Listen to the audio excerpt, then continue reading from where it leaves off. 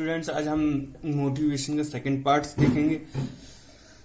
हम मोटिवेशन में हमने जाना था कि मोटिवेशन शब्द लैटिन शब्द है जो मोरिवियर से बना है और मोरिवियर का जो शाब्दिक अर्थ है टू मूव है। टू मूव दो शब्दों को दर्शाता है, मोटिवेशन और मोटिव।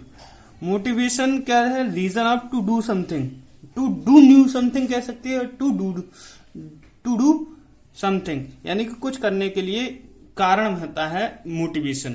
और ये मोटिव क्या है? नीड है।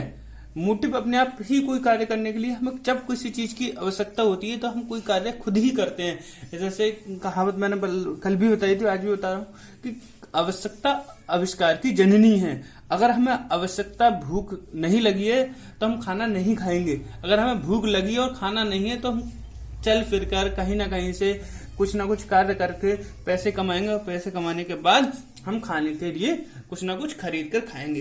तो जब हमें रीजन नीड आवश्यकता ही नहीं है तो हम मोटिव नहीं होंगे, अपने आप कुछ नहीं कर सकते। जैसे हमें मतलब बहुत अमीर आदमी बनना है तो हम पढ़ेंगे कब? जब हमें आवश्यकता होगी। तो ये मोटिव कहां से है? तो इसका अर्थ हमने ये पढ़ लिया था। मोटिव अभिप्रेरणा वह मनोवैज्ञानिक उत्तेजना है जो व्यक्तियों को काम पर बनाए रखने तथा साथ साथ उन्हें उत्साहित करती है और अधिकतम संतुष्टि प्रदान करती है। क्लियर? उसके बाद मैंने कहा था नीड जान लेते हैं। नीड दो तरीके की होती है भाई। कंपलसरी नीड जो होती है, प्राइमरी नीड टू टाइप्स की होती है, प्राइमरी और सेकेंडरी है। कंपलसरी नीड भी कहते हैं। कंपलसरी नीड के लिए हर व्यक्ति कार्य करता है। जैसे बायोलॉजिकल नीड है जिसमें भूख, प्यास, सोना, सेक्सुअल है चीज, सेक्स वगैरह, इन चीज के लिए आदमी कुछ ना कुछ करके अपनी संतुष्टि जरूर करता है। भूख लगी है, अब उसे अच्छा खाना नहीं मिल रहा है तो बेकार खाना खाएगा जरूर, कैसे भी न कैसे भी।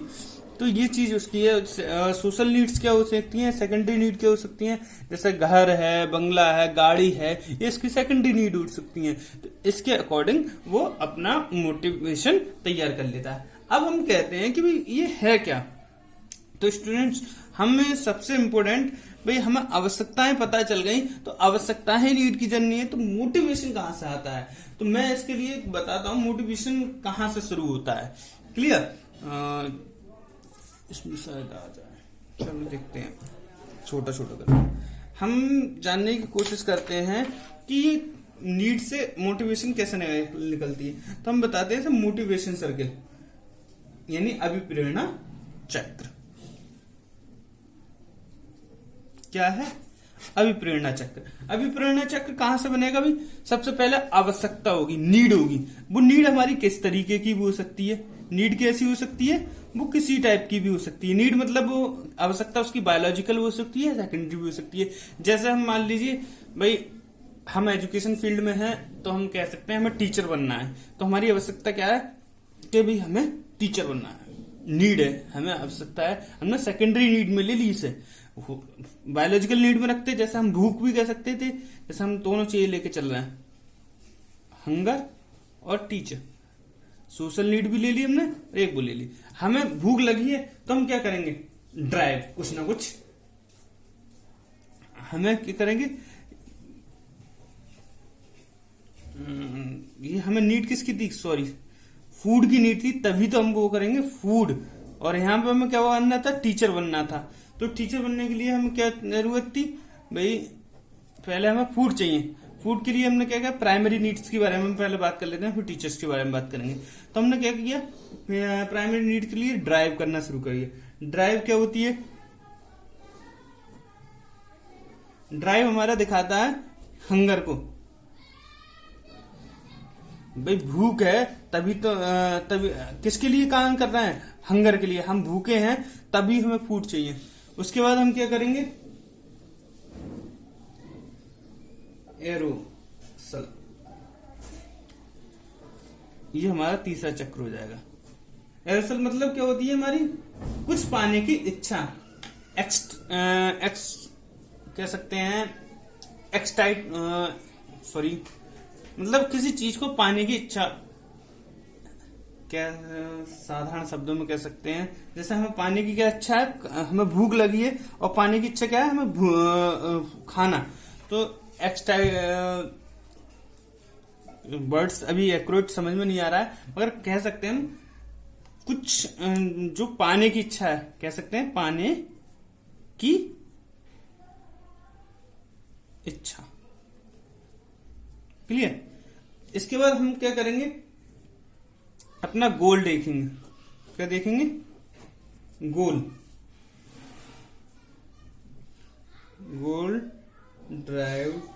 Direct behaviour.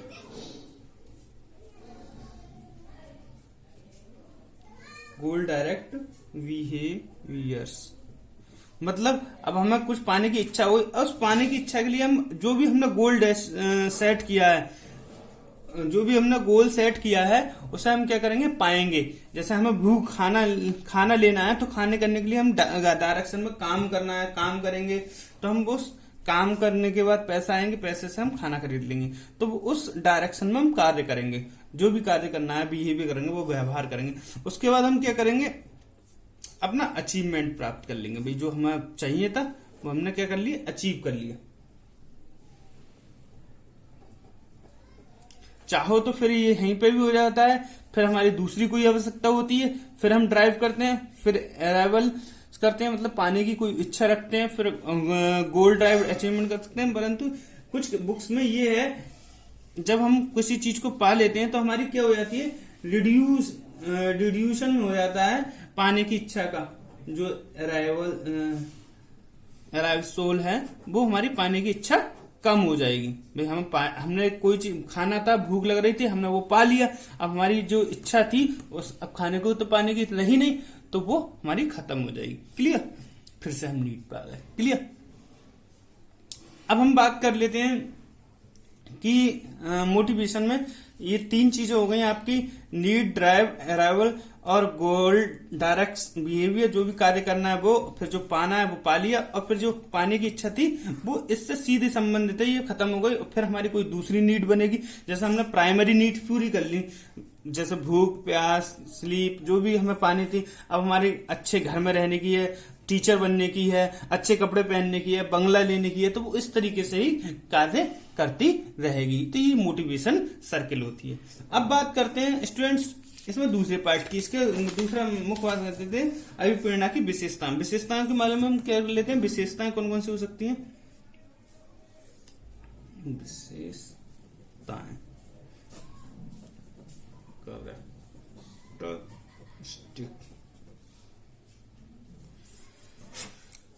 जिसमें हमारी कैरेक्टरिस्टिक कौन कौन सी होती है। नंबर 1 हो जाएगी हमारी अभिप्रेरणा कैसी है, मनोवैज्ञानिक है। कह सकते हैं अभिप्रेरणा क्या है, साइकोलॉजिकल थिंग है।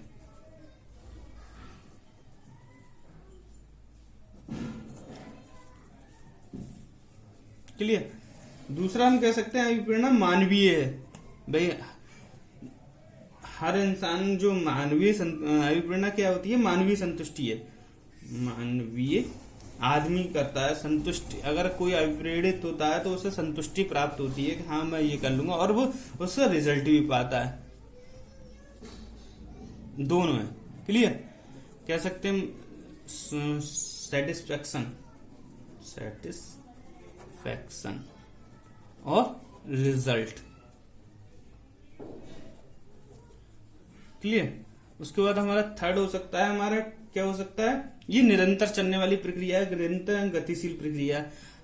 भाई अभी प्रेरित हो गए, पहले भूख लगेगी, फिर प्यास लगेगी, फिर बंगला चाहिए, फिर गाड़ी चाहिए, फिर नौकरी चाहिए, फिर अच्छी कोई भी चीज हो सकती है। जैसे हम कहते हैं, कुछ भी कह सकते हैं, सामाजिक चीजें चाहिए, आत्मसम्मान चाहिए, रेस्पेक्ट चाहिए, शहर में इंसान चाहिए, दुनिया का आत्मगौरव चाहिए। तो ये हमारी एक निरंतर प्रक्रिया अगर पाने की इच्छा है तो।